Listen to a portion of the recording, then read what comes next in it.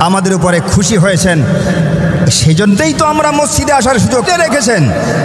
আর আমাদেরকে আল্লাহ পাক সেখান থেকে মসজিদের ভিতরে ঢুকায় দিয়েছেন। এর চাইতে আনন্দের বিষয় আর থাকতে পারে না। আমার বন্ধুগণ, আল্লাহ পাকের গোলামি করার জন্যে, কার গোলামি করার জন্যে? আল্লাহর গোলামি করার জন্যে। কোনো মানুষের গোলামি করার জন্য আল্লাহ পাক দুনিয়ায় পাঠান নাই।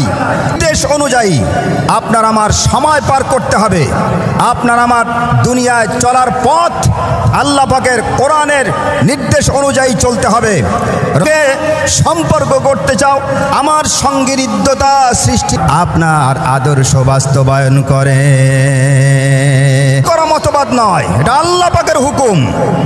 আল্লাহ বলেছেন যে আমাকে ভালোবাসতে হলে আমার নবীকে অনুসরণ করা ছাড়া আমি আল্লাহ পাক রব্বুল আলামিন পর্যন্ত পৌঁছানো যাবে না।